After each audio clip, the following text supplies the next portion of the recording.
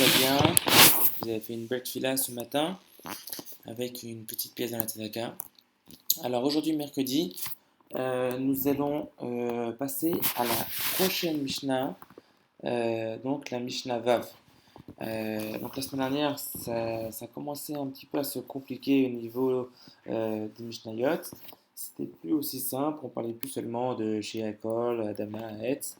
Ok, donc il faudra rester concentré parce que cette Mishnah aussi, la Mishnah Vav, elle va demander beaucoup de concentration pour bien retenir les cas et les règles. D'accord? Alors, sur cette page, je vous ai tapé seulement la première partie de la Mishnah qu'on va, comme d'habitude, étudier en 3 fois ou peut-être même en 2 fois avec un peu de chance. Voilà, donc ça c'est la première partie. D'accord? Alors, les enfants, sur cette Mishnah-là, on va parler des différences entre un repas qui est mangé avec un groupe et un repas qui est mangé tout seul. D'accord? Donc, j'imagine par exemple que quand vous êtes en confinement à la maison, pas forcément vous mangez toujours avec la famille, pas forcément que quand vous mangez un bol de cornflakes, vous êtes forcément avec quelqu'un d'autre. Souvent, vous pouvez vous manger tout seul, d'accord? Alors qu'à l'école, on voit bien qu'on mange toujours en groupe, on mange toujours rassemblé, et ça fait une différence au niveau des brachot, et c'est exactement ce que nous allons voir aujourd'hui. Alors, mettez bien le doigt au tout début de la Mishnah, là où il y a la souris, ok, et là où il y a le petit doigt bleu là, et on va commencer la Mishnah tout de suite. Alors, concentrez-vous et écoutez bien. Hayu yoshvin le'echol. Il s'asseyait pour manger. Alors, comme d'habitude, la Mishnah, elle a un langage très très raccourci. Alors, écoutez bien. Qu'est-ce que ça veut dire ici, il s'asseyait pour manger? On dit si plusieurs personnes s'asseyaient à la même table pour manger. D'accord? Alors, qu'est-ce que nous dit la Mishnah? Kol echad, chacun, ve'echad, et chacun, mevarer le'atzmo. Il va faire la bracha pour lui-même. D'accord? Donc, bien sûr, ici, on ne parle pas d'un groupe de personnes qui se sont assis pour manger une pomme, mais bien pour manger du pain. C'est-à-dire qu'on parle bien ici d'une seouda, d'un repas. On avait parlé dans la Mishnah précédente qu'une seouda, un repas, se définit uniquement par la consommation de pain. Quelqu'un qui mange beaucoup mais qui ne mange pas de pain, eh ben, il n'a pas mangé de repas, selon la Torah, alors que quelqu'un qui ne mange pas grand-chose, qui a mangé juste un petit bout de pain et rien d'autre, il a mangé en effet un repas. D'accord? Alors je reprends le début de la Mishnah. Hayu yoshvin, s'il s'asseyait, plusieurs personnes se sont assis, le'echol, pour manger. Pour manger quoi? Du pain. Qu'est-ce que nous dit la Mishnah? Kol echad ve'echad, chacun, mevarer le'atzmo, il va faire la bracha pour lui-même. D'accord? Donc chacun va se laver les mains et il va faire pour soi-même la bracha Baruch ata Hashem Elokeinu melech haolam amoti lechem min haaretz. Et il va manger son pain. Ok? Ensuite, la Mishnah nous rapporte un deuxième cas. He sebu. Si ils se sont rassemblés. D'accord? Alors, ça veut dire quoi ils se sont rassemblés? Alors en fait ici, la Mishnah, elle parle exactement du même cas que nous avons cité en haut, Hayu, Yoshvin et Hol, qui se sont assis pour manger, sauf que cette fois, chacun ne mangeait pas de son côté. Ils n'étaient pas en train de manger chacun sa gamelle séparément, sans prendre en compte les uns les autres, mais cette fois, Hesebu, ils se sont rassemblés, c'est-à-dire ils mangeaient exactement comme vous mangez à l'école, comme vous êtes à la table où vous êtes 6 ou 8 à la même table, ou bien tout simplement même à la maison le Shabbat, quand tout le monde se rassemble autour de la même table, ça s'appelle Hesebu. Ça veut dire qu'ils se sont rassemblés pour manger. C'est vraiment, on n'est pas juste en train de manger chacun son repas alors qu'on est assis à la même table, mais on est bien rassemblés à cette table-là. On est bien rassemblés tous ensemble pour manger ensemble. Et là encore, on parle bien sûr que ces personnes-là ont mangé du pain. D'accord? Sinon, il n'est pas lieu ici d'un repas. Sinon, on ne parle même pas d'un repas. Mais comme on parle bien ici d'un repas, donc c'est bien de préciser que ici, ils sont bien en train de manger du pain. Ok? Alors, qu'est-ce qui se passe? Donc là, ils sont plus en train de manger séparément à la même table, mais ils se sont bien rassemblés à cette table-là. C'est quoi la différence? La Mishnah continue et nous dit Echad mevarech lekulan. Un seul va faire la bracha pour tous. D'accord? D'ailleurs, je pense que c'est sûrement comme ça que ça se passe le Shabbat. D'accord? Qu'est-ce qui se passe le Shabbat?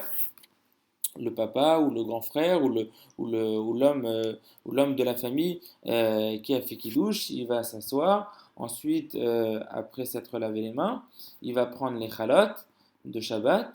Et là, il va faire la bracha. Baruch ata Hashem Elokeinu melech haolam, amoti lechem min haaretz.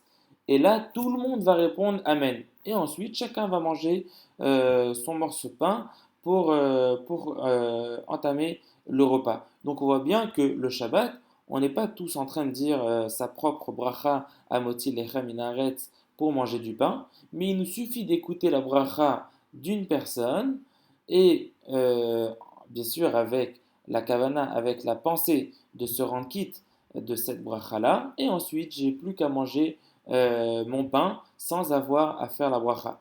Bien sûr, il ne faut pas oublier de répondre Amen à la bracha de celui que vous avez écouté. D'accord? Donc, on reprend la Mishnah depuis le début et on va bien détailler les deux cas.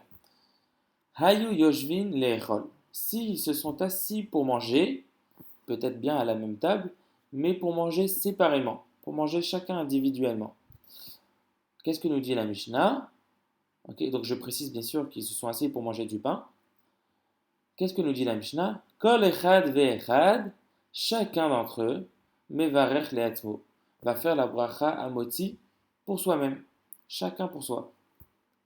Mais par contre, continue la Mishnah, et Sebou, s'ils se sont rassemblés à la même table, ça veut dire qu'ils se sont rassemblés pour manger ensemble un repas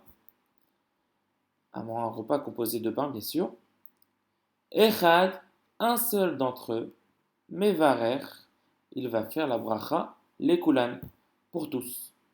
Et tous les autres n'auront plus qu'à répondre Amen à cette bracha-là pour manger le pain. Et les autres n'auront pas besoin de faire la bracha à leur tour pour manger le pain. Personne n'aura besoin de faire la bracha à Moti Lechem min haaretz. Uniquement le premier qui a fait la bracha, bien sûr, à voix haute, pour que tout le monde puisse l'entendre.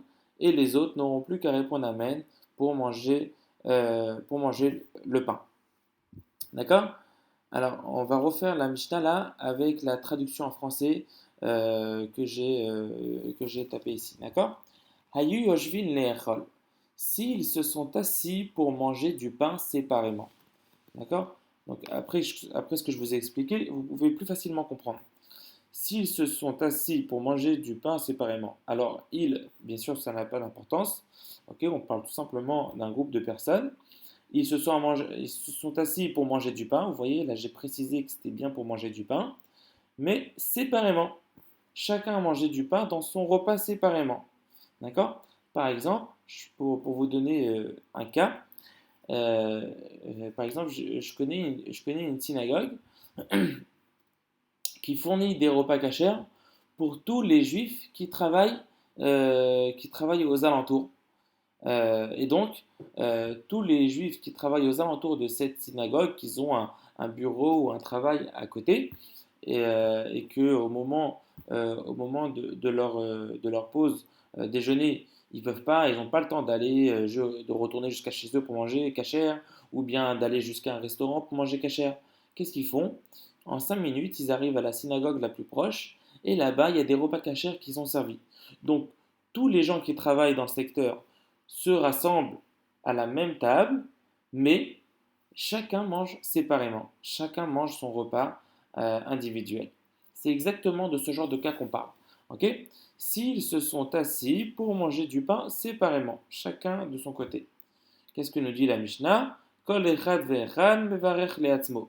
Chacun dira la bracha pour se rendre quitte soi-même. Ok? Donc chacun se rendra quitte de sa propre bracha. Ok? Et c'est beau.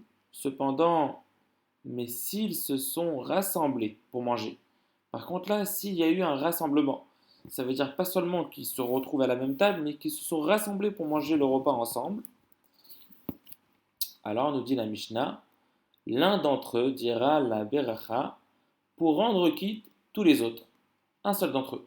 Alors bien sûr, c'est important de préciser ici que tout cela n'est pas obligé. D'accord? Celui qui a envie quand même de dire sa propre bracha à moti lechem minaret et de manger ensuite le pain, il peut.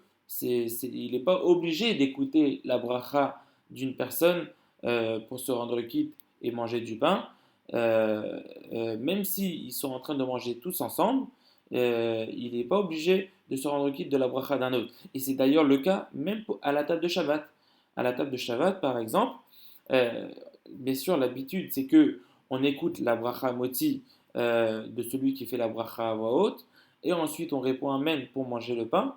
Mais celui qui veut, ce n'est pas interdit de faire soi-même sa propre bracha pour manger son pain. D'accord? C'est juste ici ce qu'on appelle un heter. C'est une possibilité. On peut on peut se contenter de seulement écouter celui qui a fait la bracha pour se rendre quitte et on n'est pas obligé de faire la bracha soi-même. Mais celui qui a envie quand même de faire sa propre bracha à motzi lechem min haaretz, il peut sans problème faire sa bracha. Ok? Voilà. Donc pour résumer, si un groupe de personnes mange à la même table du pain, mais que chacun mange son repas séparément, alors chacun devra dire la bracha moti lechem min haaretz pour manger son propre pain. Son propre pain. D'accord? Mais si plusieurs personnes se sont rassemblées pour manger le repas ensemble, alors une seule personne pourra se contenter de dire la bracha amoti lechem min haaretz et tous les autres pourront seulement répondre Amen et ils pourront tranquillement manger leur pain sans faire la bracha à leur tour. Ok? Alors, la seule petite question que je vous ai posée ici, ok, là où il y a la souris, quelle est la différence entre un groupe qui mange ensemble et un groupe qui mange chacun pour soi? Ok? Je trouve que c'est une question qui résume bien cette partie de la Mishnah. D'accord? Voilà. Donc voilà, il faut bien réviser la Mishnah. Et après, pour être sûr de bien comprendre, je vous propose de répondre à cette question. Quelle est la différence entre un groupe de personnes qui mangent à la même table, mais que chacun mange pour soi, chacun mange séparément, et un groupe de personnes qui se rassemblent pour manger un repas ensemble? Ok? Voilà, bien sûr, la différence dont je parle, c'est la différence par rapport au brachot. Hein. Je demande pas qu'est-ce que ça fait. Voilà, je demande bien la différence par rapport à notre sujet. Quelle différence, qu'est-ce que ça change au niveau de la bracha amoti lechem minaretz. D'accord? Donc voilà, on va se contenter de cette partie-là de la Mishnah. D'accord? Pour aujourd'hui. Et d'ailleurs, peut-être même que la prochaine partie de la Mishnah, il y a même peut-être une chance qu'on puisse l'étudier tous ensemble en classe. J'espère de très vite vous revoir. À bientôt les enfants.